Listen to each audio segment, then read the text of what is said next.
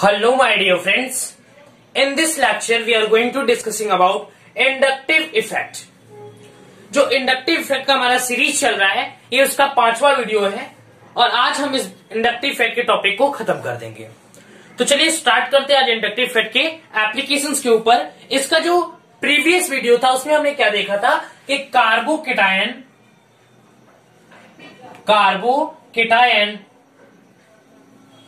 कार्बोएनायन,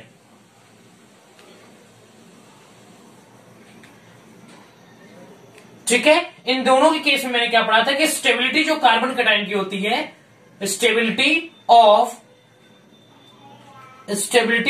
carbocation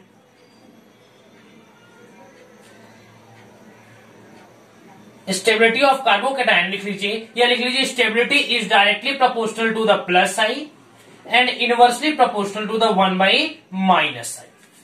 यहाँ की इसकी स्टेबिलिटी बेटा वो कार्बोकेटायन की स्टेबिलिटी जो है वो प्लस आई के डायरेक्टली प्रोपोर्शनल है और इनवर्सली प्रोपोर्शनल है -i के, ठीक है बेटा। अब देखिए, लेकिन इन द केस ऑफ कार्बोएनायन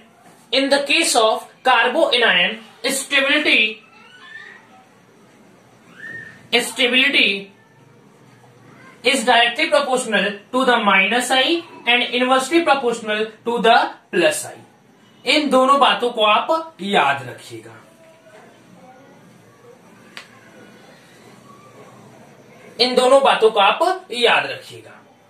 कि जो कार्बोकेटायन की स्टेबिलिटी होती है वो +i पे डिपेंड करती है, उसकी डायरेक्टली प्रोपोर्शनल है बट इनवर्सली प्रोपोर्शनल है -i के। उसका ठीक उल्टा कार्बोएनायन में होता है, स्टेबिलिटी जो होती है वो -i की डायरेक्टली प्रोपोर्शनल होती है और +i की इनवर्सली प्रोपोर्शनल होती है, ठीक है बेटा, एकदम क्लियर है।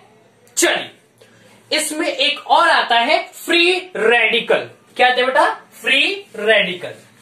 तो जो हमारा फ्री रेडिकल का कॉन्सेप्ट होता है वह फ्री रेडिकल का कॉन्सेप्ट टोटल कार्बोकेटायन पे डिपेंड होता है। मींस दैट कि जो कार्बोकेटायन, जैसे कि मेरा कहने का मतलब यह है कि दो हमें डिस्कस किया, कार्बोकेटायन और कार्बोएनायन। तीसरा एक होता है फ्री रेडिकल। क्या होता है? Free radical. तो फ्री रेडिकल का भी सेम कॉन्सेप्ट होता है। उसमें क्या होता है? फ्री रेडिकल के भी केस में क्या होता है? फ्री रेडिकल केस में क्या होता है कि जो स्टेबिलिटी होती है वो डायरेक्टली प्रोपोर्शनल होती है +i के और इनवर्सली प्रोपोर्शनल होती है -i के। क्या होती है बेटा? स्टेबिलिटी जो होती है वो डायरेक्टली प्रोपोर्शनल होती है +i के और इनवर्सली प्रोपोर्शनल होती है -i के। तो स्टेबिलिटी ऑफ फ्री रेडिकल जो है वो सेम एज होता है कार्बोकेटायन। या आप लिख लीजिए, यहां पे लिखवा दे रहा हूं कि stability of free radical is same as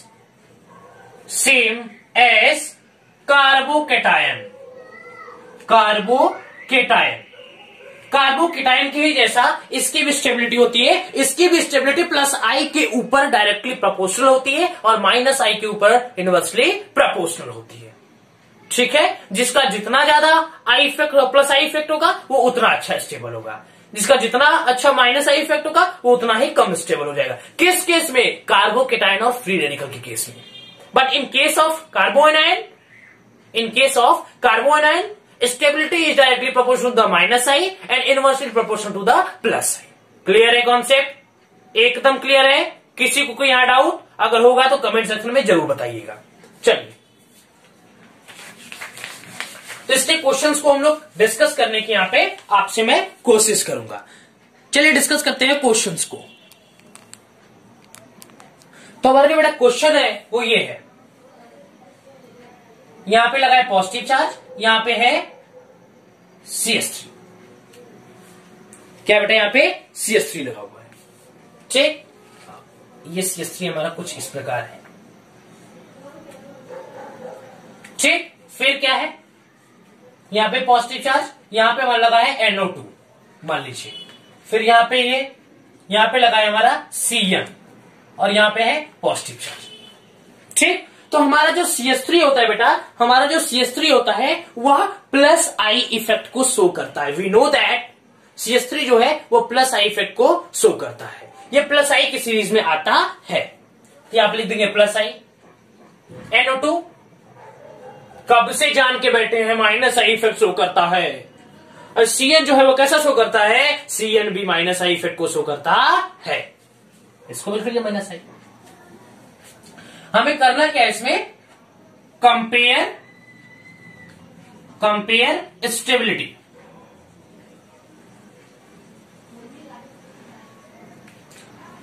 किसकी स्टेबिलिटी चेक करनी है पता है, स्टेबिलिटी हमें चेक करनी है कार्बोकेटायन की।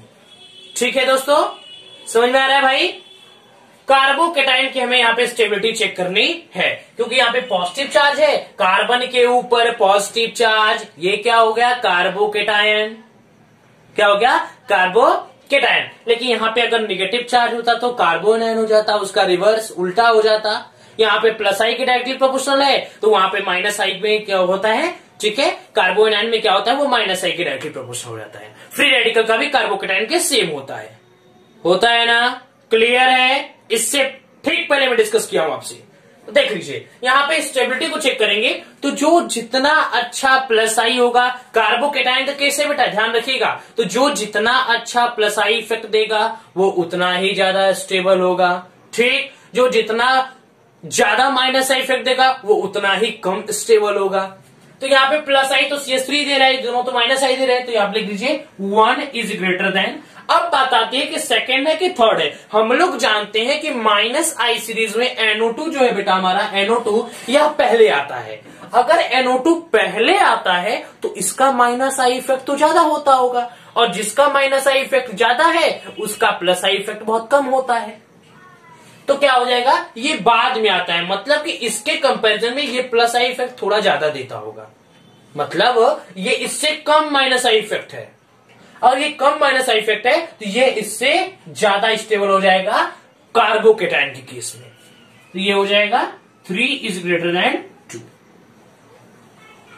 फिर से एक बार देख लीजिए, ये प्लस आई था इसलिए सबसे ज्यादा इसका हो जाएगा। क्यों, क्योंकि हम जानते हैं कार्बोकेटायन जो होता है वो डायरेक्टली प्रोपोर्शनल होता है, कार्बोकेटायन की स्टेबिलिटी जो होती है वो डायरेक्टली प्रोपोर्शनल होती है प्लस आई की, इनवर्सली प्रोपोर्शनल होती है माइनस आई।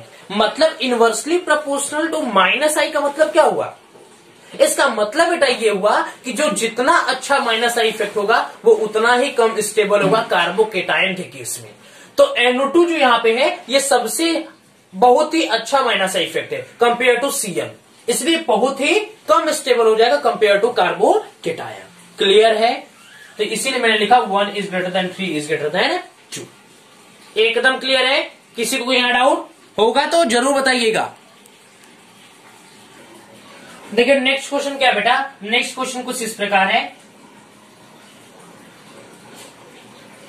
यहां लगा है COO माइनस, क्या लगा बेटा यहाँ पे COO माइनस, सॉरी यहाँ पे नहीं है, यहाँ पे तो कार्बो एनायन लगा है इस क्वेश्चन में, ये कार्बो एनायन है, यहाँ पे है COO माइनस, यहां लगा है NH3 माइनस, यहाँ पे कार्बो एनायन, यहाँ पे भी कार्बो एनायन, बट यहाँ पे लगा है फ्लोरीन। क्या लगा बेटा यहाँ पे लगा है फ्लोरीन, यहाँ पे लगा है NH3, यहाँ पे लगा है COO माइनस।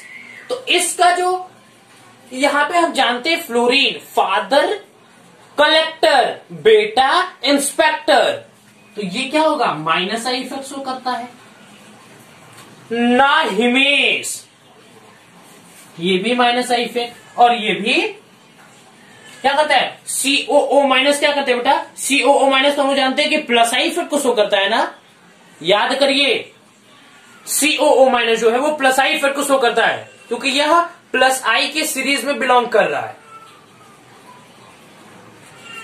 लेकिन यहां पे शायद कार्बो एनायन दिख रहा है क्या हम लोग को, अगर यहां पे बेटा कार्बो एनायन है तो we know that carbo anion के केस में जो स्टेबिलिटी होती है वो डायरेक्टली प्रोपोर्शनल होती है माइनस आई के। मतलब कहने का ये मेरा कि अगर यहां पे प्लस आई है तो इसकी स्टेबिलिटी तो सबसे कम हो जाएगी, क्योंकि डायरेक्टली प्रोपोर्शनल माइनस आई का, ये तो प्लस आई शो कर दिया। तो मतलब कि 3 तो सबसे लास्ट में आने वाला है। क्या होगा बेटा? 3 तो सबसे लास्ट में आने वाला है। अब बचा ये दोनों। कौन कौन बचा? ये दोनों। अगर ये दोनों बच गए बेटा, तो हम लोग जानते हैं कि ना हिमेश फादर से पहले आता है, ना हिमेश जो है फादर से पहले आता है। तो ये NH3 जो है ना, यह इसका माइनस आई इफेक्ट इससे ज्यादा होता है, इसीलिए ये ज्यादा स्टेबल होगा कंपेयर टू फादर फ्लोरीन। ठीक है, तो लिख दीजिए 2 is greater than 1 is greater than 3। ये 2 है फादर, नाहिमेश, और ये हो गया फादर सेकेंड नंबर। ये प्लस आई इफेक्ट क्या, सबसे पहले एकदम लास्ट में चला गया। किसी को यहां तक कोई कंफ्यूजन नहीं है? चलिए, अच्छी बात है। तब करता हूं, किसी को यहां तक कोई डाउट होगा तो जरूर पूछिएगा। तो यहां पे हम 2 क्वेश्चंस लेकर के आए हैं आपके लिए। ठीक है, ये बेंजीन है, यहाँ पे फ्री रेडिकल लगा है, साइक्लोहेक्सेन है, यहाँ पे फ्री रेडिकल लगा हुआ है। अगर इसके अंदर डबल बॉन्ड होता तो ये बेंजीन बन जाता, लेकिन यहाँ पे डबल बॉन्ड तो है नहीं, ये साइक्लोहेक्सेन हो गया। तो यहाँ पे फ्री रेडिकल लगा है, free radical free radical free radical. Second वाले कार्बन यहाँ पे NF3+ लगा है, SR2 है, O- मिथाइल। जानते हैं कि ये जो O- है मिथाइल, ये दोनों प्लस आई इफेक्ट को शो करते हैं। कैसे करते हैं बेटा? प्लस आई इफेक्ट को। लेकिन ये दोनों माइनस आई की सीरीज में आते हैं, इसलिए ये क्या करते हैं? माइनस आई इफेक्ट को शो करते हैं। लिख लीजिए माइनस आई माइनस आई। एक बात बताइए कि जो मिथाइल है ना, ये मिथाइल, देखिए पहली बात सुनिए कि फ्री रेडिकल कार्बोकेटाइन की स्टेबिलिटी जैसा बिहेव करता है, उसके ही जैसा होता है, सेम एज मैंने लिखवाया था। Free radical stability is same as carbocation. जो फ्री रेडिकल का स्टेबिलिटी होती है वो कार्बोकेटाइन के सेम होती है। ठीक है, तो इसीलिए मैं बोल रहा हूं कि यहां पे जो स्टेबिलिटी चेक की जा रही है बेटा, यहां पे जो स्टेबिलिटी चेक की जा रही है, यहां पे स्टेबिलिटी बहुत ही कार्बोकेटाइन की तरह बिहेव करेगा। अब कार्बोकेटाइन के केस में क्या था? प्लस आई इफेक्ट की वो डायरेक्टली प्रोपोर्शनल था, माइनस आई इफेक्ट की वो इनवर्सली प्रोपोर्शनल था। इसलिए यहां पे प्लस आई वाले केस को हम यहां पे सबसे पहले प्रेफरेंस देंगे।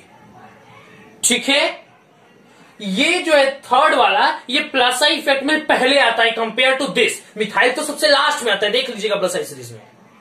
Methyl 3 degree methyl, 2 degree methyl, 1 degree methyl, फिर मिथाइल आता है लास्ट में एकदम। लेकिन यहां पे जो O- से पहले आता है, तो लिखेंगे 3 इज ग्रेटर देन 4, क्योंकि ये दोनों प्लस आई इफेक्ट शो कर रहे हैं ये दोनों। तो सबसे पहले इन्हीं को हम लोग लिखेंगे। Is greater than 2 is greater than 1। अब बोलोगे सर 2 1 में कैसे आपने क्लासिफाई किया? क्योंकि ना फरहान ना ऋतिक, तो ना फरहान ये फर्स्ट वाला है, मतलब सबसे अच्छा, सबसे ज्यादा माइनस आई इफेक्ट शो कर रहा है, और सबसे ज्यादा माइनस आई इफेक्ट शो कर रहा है, तो माइनस आई इफेक्ट के इनवर्सली प्रोपोर्शनल होता है फ्री रेडिकल का स्टेबिलिटी। तो ये सबसे लास्ट में चला जाएगा, और ये इसके बाद आता है, थोड़ा कम इससे स्टेबिलिटी शो करता है, ये minus I effect come show करता है, इसलिए ये पहले आ जाएगा। So that is the order. और इसका देख लीजिए, तीनों माइनस आई इफेक्ट शो करती है, क्योंकि तीनों क्या है? फ्लोरीन है। लेकिन यहां पे कार्बोकेटाइन में दिख रहा है क्या? हाँ, ये तो कार्बोकेटाइन है, कार्बन के ऊपर पॉजिटिव चार्ज मतलब कार्बोकेटाइन। अगर ये बेटा कार्बोकेटाइन है, तो वी नो दैट कार्बोकेटाइन की जो स्टेबिलिटी होती है वो डायरेक्टली प्रोपोर्शनल होती है प्लस आई के, इनवर्सली प्रोपोर्शनल होती है माइनस आई के। लेकिन अब तीनों माइनस आई है, तो यहां पे लग जाएगा। सबसे पहले मैंने आपको पढ़ाया था कि जो स्टेबिलिटी होती है या एसिडिक स्ट्रेंथ में भी मैंने बताया था कि वो डिस्टेंस पे भी ये इंडक्टिव इफेक्ट शो करता है। इंडक्टिव इफेक्ट जो है वो डिस्टेंस पे भी डिपेंडेंट होता है। पहले ये मेरे चौथा पॉइंट लास्ट जो लिखवाया था फर्स्ट लेक्चर में, फोर्थ पॉइंट मेरा यही था कि distance dependent effect, distance dependent effect. तो इसलिए डिस्टेंस पे डिपेंड करेगा, जो जितना दूर रहेगा वो उतना अच्छा स्टेबल होगा। तो यहां पे हो जाएगा 3 इज ग्रेटर देन, ठीक है बेटा, 3 is greater than 1 is greater than 2। क्या होगा? 3 is greater than 1 is greater than 2। ठीक है बेटा, यहां तक किसी कोई डाउट? अगर होगा तो जरूर बताइएगा। 3 is greater than 1 is greater than 2, that is our stability order. So you keep in your mind and revise this chapter very smoothly. पूरे क्वेश्चंस को अच्छे से सॉल्व करिएगा। इससे बेसिस न्यूमेरिकल, इससे बेसिस जितने भी क्वेश्चंस होंगे उसको सॉल्व करिएगा। और हाँ, माइनस आई सीरीज और प्लस आई सीरीज को याद करने के बाद ही आप क्वेश्चंस को टच करिएगा, क्योंकि देख लीजिए अभी तक मैंने जितने भी क्वेश्चंस कराए सबके अंदर प्लस आई माइनस आई सीरीज का यूज हुआ है। इसलिए इंडक्टिव फैक्ट के क्वेश्चन को आप तभी टच कर पाएंगे जब तक आपको माइनस आई सीरीज और प्लस आई सीरीज एकदम जबान पे याद होगा। तो मेरा हम्बल रिक्वेस्ट है, और ये इंडक्टिव फैक्ट का लास्ट वीडियो था और ये लास्ट क्वेश्चन था। अब इंडक्टिव फैक्ट खत्म हो चुका है, इसका सीरीज खत्म हो चुका है। अब हम अगला जो टॉपिक स्टार्ट करने जा रहे हैं वो होगा हमारा रेजोनेंस। तब तक के लिए पढ़ाई करते रहे। All the very best.